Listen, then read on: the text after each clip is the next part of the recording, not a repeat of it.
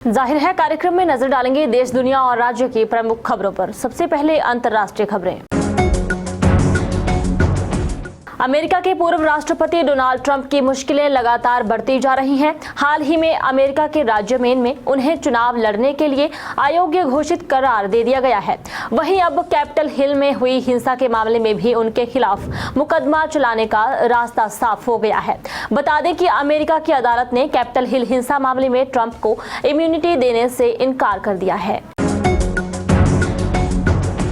अमेरिकी सेना में यौन उत्पीड़न की बढ़ती घटनाओं से निपटने के लिए एक नया कानून लाया गया है। यह कानून 28 दिसंबर से अमेरिका में लागू हो गया। इस कानून के मुताबिक अब स्वतंत्र वकील भी सेना में हत्या, दुष्कर्म और घरेलू हिंसा से संबंधित मामलों में मुकदमा कर सकते हैं। अभी तक सेना के कमांडर्स ही ऐसा कर सकते थे और ऐसा देखा गया है कि सेना कमांडर्स ऐसे मामलों को दबाने का प्रयास करते थे। यूक्रेन के राष्ट्रपति वोलोदिमीर जेलेंस्की ने अंतर्राष्ट्रीय समुदाय से यूक्रेन पर रूस के हालिया हवाई हमले का जवाब देने का आह्वान किया है। पिछले साल फरवरी 2022 में रूस के यूक्रेन पर हमले में 31 लोगों की मौत हुई थी, साथ ही 150 के करीब घायल भी हुए थे। और अब बात करेंगे राष्ट्रीय खबरों की। उद्धव ठाकरे के नेतृत्व वाली शिवसेना के सांसद संजय राउत ने एक बार फिर भाजपा पर निशाना साधा है। उनका कहना है कि भगवान राम के नाम पर जमकर राजनीति की जा रही है। अब सिर्फ इतना ही बचा है कि भाजपा जल्द ऐलान करेगी कि अयोध्या या किसी अन्य जगह से भगवान राम उनके उम्मीदवार होंगे। भारतीय विदेश मंत्री डॉक्टर एस जयशंकर का रूस का दौरा पूरा हो गया है। 25-29 दिसंबर तक चले इस दौरे में दोनों देशों के बीच कई अहम समझौते हुए। भारतीय विदेश मंत्रालय ने बताया कि विदेश मंत्री के रूस दौरे पर दोनों देशों के बीच कुडनकुलम न्यूक्लियर पावर प्लांट को लेकर समझौता हुआ है। राम मंदिर के प्राण प्रतिष्ठा कार्यक्रम की तैयारियां चरम पर हैं। कई विपक्षी नेताओं को भी राम मंदिर कार्यक्रम में शामिल होने का न्योता भेजा गया है। कई विपक्षी नेता निमंत्रण को ठुकरा चुके हैं। जब इसे लेकर भाजपा सांसद दिलीप घोष से प्रतिक्रिया मांगी गई तो उन्होंने कहा कि जो लोग ऐसा व्यवहार कर रहे हैं, इससे साफ है कि वह किसके साथ है। जो भगवान राम के साथ नहीं है वह भारत के साथ नहीं है। अगर वह भारत के साथ नहीं है तो देश की जनता भी उसके साथ नहीं है।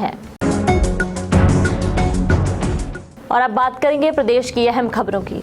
मानसून की बारिश ने इस बार हिमाचल में भीषण तांडव मचाया। आपदा से 450 से अधिक लोगों की जानें चली गई और प्रदेश को करीब 13,000 करोड़ रुपए का नुकसान हुआ। ताश के पत्तों की तरह मकान ढह गए, जिससे हजारों लोग बेघर हो गए। आपदा के 27 लोग अब तक दूसरों के मकानों में आसरा लिए हुए हैं। कीरतपुर मनाली 4 लेन पर सफर अब और सुगम और सुरक्षित होगा। इस मार्ग पर 41.31 किलोमीटर लंबी 28 यातायात सुरंगें बनेंगी। सुरंगों के निर्माण कार्य पर 5,632 करोड़ रुपए की राशि खर्च होगी। 13 सुरंगों का निर्माण कार्य पूरा हो चुका है, 7 निर्माणाधीन है। NHAI 8 की विस्तृत परियोजना रिपोर्ट तैयार कर रहा है। मौसम विभाग ने 30 व 31 दिसंबर को पश्चिमी विक्षोभ के सक्रिय होने से प्रदेश के ऊंचे व मध्य क्षेत्रों में हिमपात और वर्षा की संभावनाएं जताई हैं। हालांकि कुछ स्थानों पर मौसम के साफ रहने का अनुमान है। मंडी, बिलासपुर, हमीरपुर, ऊना, कांगड़ा और सिरमौर में धुंध के छाने से यातायात के प्रभावित होने और न्यूनतम तापमान में कमी का अनुमान है। और अब बात करेंगे समाचार पत्र की। गैर हिमाचली लड़के से भी शादी करने की सूरत में अब हिमाचल सरकार की शगुन योजना का लाभ BPL परिवार की लड़कियों को भी मिल सकेगा, जबकि सामाजिक न्याय एवं अधिकारिता विभाग की मुख्यमंत्री कन्यादान योजना में ऐसा कोई प्रावधान नहीं है। बर्फबारी का इंतजार कर रहे पर्यटकों की मुराद दिसंबर के आखिरी 2 दिन में पूरी हो सकती है। हालांकि यह संभावना जो अधिक ऊंचाई वाले इलाकों में ज्यादा रहेगी। जिला लाहौल स्पीति के स्पीति खंड के विशेष क्षेत्र विकास प्राधिकरण SDA काजा और ताबो में हिमाचल प्रदेश सहित देश भर के विभिन्न हिस्सों से आने वाले वाहनों के प्रवेश करने पर शुल्क अदा करना पड़ेगा। इसके अलावा संपादकीय पृष्ठ पर भी जरूर नजर डालें। और अब बात करेंगे रोजगार से जुड़ी कुछ जानकारी की। उत्तर प्रदेश पुलिस भर्ती एवं बोर्ड ने राज्य में सब इंस्पेक्टर पदों पर भर्ती निकाली है, जिसके लिए ऑनलाइन आवेदन की प्रक्रिया 7 जनवरी 2024 से शुरू होगी। इच्छुक और योग्य उम्मीदवार यूपीपीबी की आधिकारिक वेबसाइट uppbpb.gov.in पर जाकर ऑनलाइन आवेदन कर सकेंगे। आवेदन पत्र जमा करने की आखिरी तारीख 28 जनवरी 2024 तक है।